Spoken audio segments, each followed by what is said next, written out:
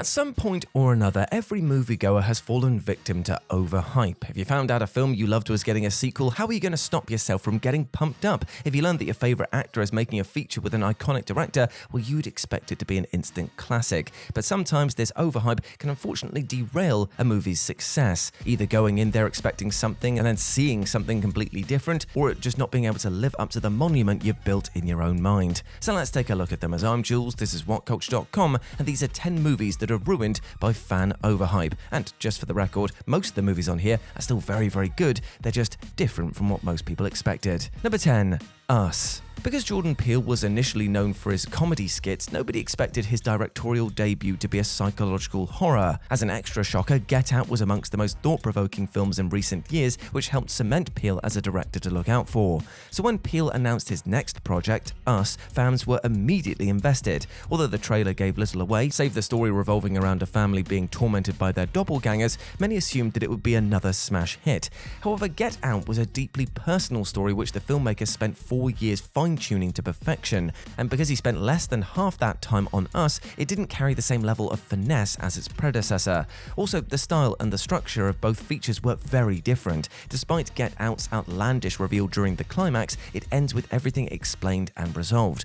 Us, on the other hand, well, it was more surreal and deliberately vague, forcing viewers to fill in the blanks themselves. Now, the reception of Us was positive, but saying that it fell short of expectations, well, that is a huge understatement. Number 9, Hostel. Hostel centers around a group of backpackers who get kidnapped and tortured by a nefarious organization. And because of the film's innovative gore and disturbing premise, Hostel would have been received positively by the masses if it was released without fanfare. Instead, Eli Roth's work was plugged as the goriest movie ever and more terrifying than The Exorcist, stirring horror fans into a frenzy. And when Quentin Tarantino's endorsement for the movie was slapped on the poster, Hostel's rep was heightened even more. In hindsight, it seems like Hostel was set up to fail, since it was built up way too much. Now, I know it's important for a studio to sell a movie, but it's also imperative not to oversell it. Hostel isn't a terrible film by any stretch of the imagination, but it wasn't deserving of the hype it drew. Martyrs, which deals with a very similar plot, received a lot of praise due to its nuanced performances, visceral gore and haunting tone.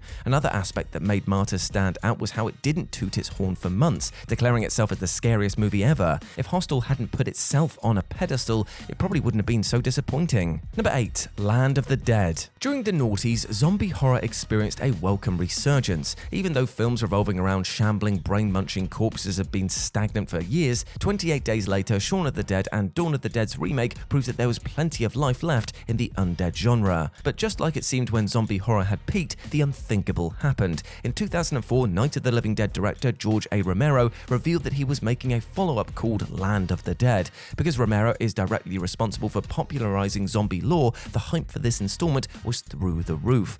Instead of regurgitating a premise that we've seen a million times, Land of the Dead revolved around zombies who could think, learn, and strategize, making them far more dangerous than the mindless flesh eaters that we've grown accustomed to.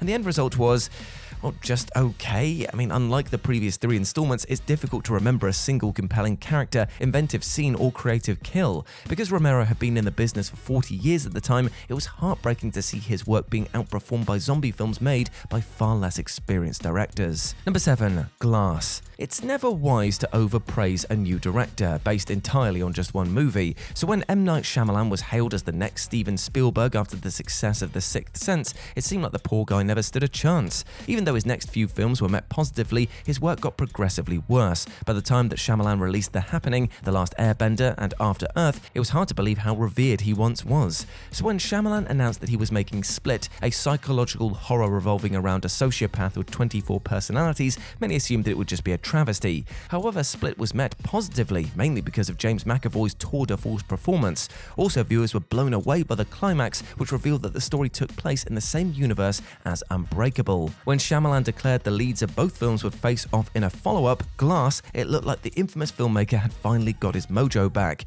But due to exposition dumps, barren dialogue, and excessive twists, the reaction to the long-awaited crossover was, well, pretty much the same as most of Shyamalan's work. Glass may have had some redeeming qualities, but it could have been so much more. Number 6. Wes Craven's New Nightmare. A Nightmare on Elm Street helped define the 1980s as the decade of the slashers. Due to Wes Craven's solid direction and Robert Englund's performance as the wisecracking dream demon Freddy Krueger, the series quickly became a horror staple. However, Craven moved on to other projects after the first installment, leaving other directors to take over the sequels. Although the follow-ups may have had their moments, none of them even came close to reaching the original outing. So when the 6th entry, Freddy's Dead: The Final Nightmare, seemingly killed off the overarching villain, it looked like the franchise had nowhere else to go. But out of nowhere, Wes Craven suddenly announced a new Nightmare movie called, well, New Nightmare. Rather than churning out the same old schlock, New Nightmare was a meta-slasher, starring Wes Craven, Robert Englund, and the original Final Girl actress Heather Langenkamp, playing themselves. This time around, the cast and crew of A Nightmare on Elm Street find themselves being haunted by a demonic entity who's taken the form of Freddy Krueger. With Craven on board and a bold new direction, it looked like this sequel would be Nightmare on Elm Street done right.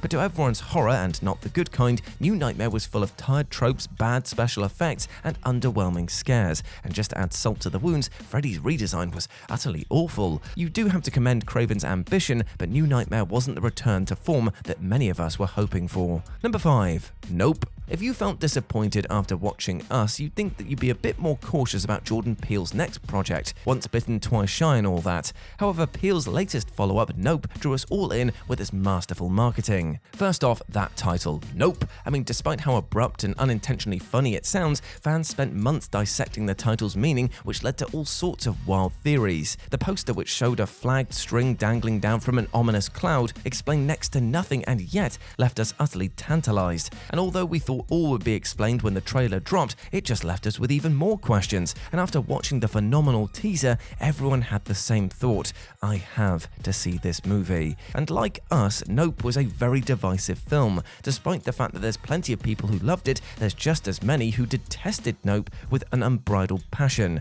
Number 4. Army of the Dead. No one is going to deny the fact that Zack Snyder is a love or hate filmmaker. However, there's one thing that we can all agree on, and that is that his Dawn of the Dead remake is nearly impossible to fault. So when the Watchmen director revealed that he was making another Zom-fest called Army of the Dead, it looked like a sure thing. As refreshing as it was to see Snyder receive so much support, the hype for this blockbuster was utterly preposterous. Almost a year before the Army of the Dead was released, a prequel and an anime spin-off were greenlit. And the same week that the film hit Netflix, Snyder unveiled a sequel called Planet of the Dead was also in the works. All of these projects were declared willy-nilly under the assumption that Army of the Dead was a guaranteed success, which it wasn't. It may have had its moments for sure, but this zombie heist thriller was let down by its bum-numbing runtime, absurd plot holes, half-baked subplots, and lack of payoffs. I mean, why did Vanderho tease his buzzsaw if he wasn't even going to use the damn thing? Even though Army of the Dead was underwhelming in its own right, the fact that the studio saw it as the tentpole for a cinematic universe made it all the more crushing. Number 3. The Blair Witch Project. Now, the marketing campaign for the Blair Witch Project didn't just advertise the movie well. The way that they sold this found footage horror as an authentic documentary was a work of art. Because the actors in the film die in the climax, they went into actual hiding while the Blair Witch Project was advertised to make their deaths seem legit. The Blair Witch website had fake police reports and phony interviews about the missing party to add to the deception. After half the world was duped into believing the Blair Witch Project was the real deal, it was no surprise when it made an absolute killing at the box office. But there was just one problem. The Blair Witch isn't actually that great as a film. I know it sounds mad, but seriously, go back and watch it with a critical eye. It's kind of boring. It's definitely badly shot because it's meant to be amateurish, and it's deeply repetitive. Also, it's responsible for popularizing one of the most annoying aspects in the history of cinema: shaky cam. If you're sick and tired of this ridiculous filming technique, well, you just blame the Blair Witch. Maybe if the filmmaker spent more time on telling a compelling story rather than how they sold the movie, the Blair Witch Project would have actually been remembered much more fondly. And number 1, Halloween Ends. Because Halloween Ends was the conclusion of a 45-year-old movie saga, the rabid fan base were desperate for an epic payoff. The horror community were dying to see the final confrontation between Laurie Strode and her tormentor, and most importantly, we needed to witness the death of one of horror's most iconic villains, Michael Myers. Considering the bad far outweighs the good in the Halloween franchise, you'd assume that fans would have been more prepared for the disappointment by this point. After all, the previous installment, Halloween Kills, proved that this trilogy was on pretty shaky ground. around. Nevertheless, many were eager to see how Michael and Laurie's story ended. And yet, Halloween Ends was worse and way more bizarre than even the biggest cynics speculated. We're not talking Halloween Kills bad, no. Due to Michael's absence and the ridiculous change of direction, Halloween Ends is on par with Curse of Michael Myers or Halloween Resurrection, and it ticked off so many viewers it inspired a petition encouraging the director to reshoot the movie. Yes, disgruntled viewers are expecting Halloween Ends to pull a Justice League here. And just to be clear, Halloween Ends is not the worst entry in this series, but because of how much it was built up, it's definitely the most disappointing installment.